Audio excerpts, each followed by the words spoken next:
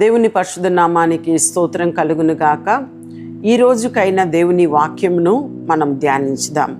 ఈ రోజు కొరకు కొలసీలకు రాసిన పత్రిక 1వ అధ్యాయము 20 నుండి 22 వచనం వరకు మనం చూడబోతున్నాం.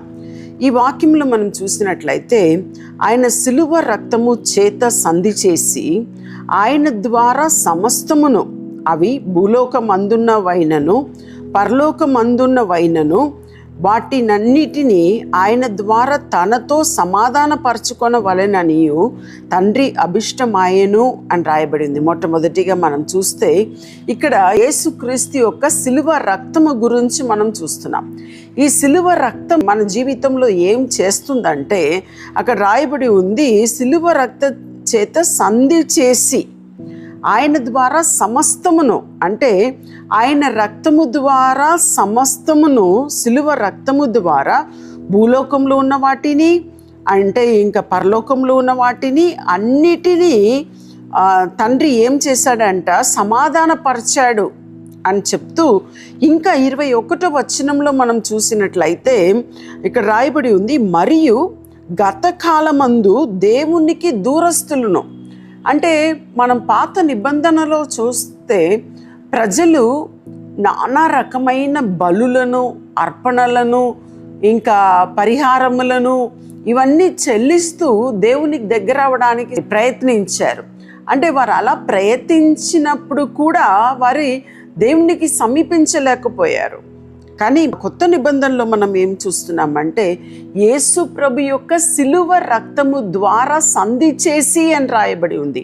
అంటే దేవునికి మధ్య, మనుషులకు మధ్య ఉన్న ఒక గ్యాప్ అని చెప్పాలి. ఆ గ్యాప్ను సరిచేసి, సంధి చేసి, ఇంకా దూరస్తులుగా ఉన్న మనల్ని, ఇక్కడ రాయబడి ఉంది, మీ దుష్క్రియ వలన మీ మనస్సులో విరోధ భావము గల వారునై ఉండిన మిమ్మును కూడా తన సన్నిధిని పరిశుద్ధులుగాను నిర్దోషులుగాను. అంటే ఈ యొక్క సిలువ రక్తము ద్వారా ఏం జరిగింది అని ఒకవేళ మనం చూస్తే, ఆ సిలువ రక్తము ద్వారా ఇప్పుడు నేను ఒక స్త్రీగానో, ఒకవేళ ఈ అధ్యాయం అంతా ఇది మనం చదివి చూస్తే, ఇంకా రోమీలకు రాసిన పత్రిక అంతా మనం చదివి చూస్తే, ఏ రీతిగా మనము పాత నిబంధన ఆజ్ఞలో నుండి విడుదల పొంది అవన్నీ మరణమై అని రాయబడి ఉంది. దాన్ని అన్నిటినీ కొట్టివేసి దేవుడు మనకు స్వేచ్ఛను, దేవుడు మనకు విడుదలను, దేవుడు మనకు అధికారంను, దేవుడు మనకి ఏమేమి ఇచ్చాడంటే ఇక్కడ రాయబడి ఉంది. మొదటిది, మనం పరిశుద్ధులుగా మార్చున్నామంట. ఈ కొలసి 1:22లో రాయబడి ఉంది, పరిశుద్ధులుగాను. మొదటి మనం పరిశుద్ధులుగా మార్చున్నాం. అది మా సొంత క్రియను బట్టి కాదు, యేసుక్రీస్తు రక్తము ద్వారా మనం పరిశుద్ధులుగా తీర్చబడినాం గనుక మనం పరిశుద్ధంగా మనం జీవించగలుగుతున్నాం, అంతే. ఇంకా రాయబడి ఉంది, నిర్దోషులుగాను, అంటే ఏ దోషము లేని వారుగాను అని మనం చెప్పవచ్చు. సో మొదటిది పరిశుద్ధులుగా మనల్ని ఆ రక్తం చేసింది. రెండోది నిర్దోషులుగా చేసింది. పాత నిబంధనలో ఎంతగా వారు బలి అర్పించినా కూడా వారిలో మరల పాపం ఉంది అన్న మనసాక్షి గద్దించుచున్నది కనుక మరల బలిని, అర్పణను ఇస్తూనే ఉన్నారు. కానీ కొత్త నిబంధనలో ఒకే ఒక్కసారి యేసుక్రీస్తు మీద విశ్వాసముతో మనం పాపము కడుగబడినప్పుడు మనం నిర్దోషులుగా మనం తీర్చబడుచు ఉన్నాము.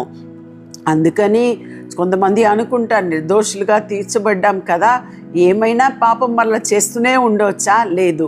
మీరు పూర్తిగా నిజముగా నిర్దోషులుగా మీరు తీర్చబడినప్పుడు, మీరు నిజంగా పరిశుద్ధులుగా మీరు మారినప్పుడు మరలా ఎక్కడ అవిధేయత వస్తుంది, ఎక్కడ పాపం వస్తుంది? మీరు పరిశుద్ధులుగా తీర్చబడిన తర్వాత పరిశుద్ధులుగానే జీవిస్తారు. మీరు నిర్దోషులుగా తీర్చబడినాక నిర్దోషులుగానే మీరు జీవించాలి. ఇంకా రాయబడి ఉంది, నిరపరాధులుగాను, అంటే ఏ అపరాధము మీ మీద లేనివారుగాను. ఇంకా రాయబడి ఉంది, నిలువబెట్టుటకు ఆయన మాంసయుక్తమైన దేహమందు మరణము వలన ఇప్పుడు మిమ్మును సమాధాన పరిచెను అని రాయబడి ఉంది. దేవుడు ఏం చేశాడంట, ఈ సిలువ రక్తము ద్వారా, ఫస్ట్ మనం అదే చదివినాం, ఆయన సిలువ రక్తము ద్వారా ఆయన సమాధాన పరచాడు అని మనం చూస్తున్నాం. ఈ సమయంలో ప్రత్యేకంగా మన దేవుని వైపు చూసి, ప్రభువా మీ సిలువ రక్తమును బట్టి నీకు స్తోత్రం అని చెప్పి మనం ప్రార్థన చేద్దాం. ప్రభువా నీకు స్తోత్రం తండ్రి.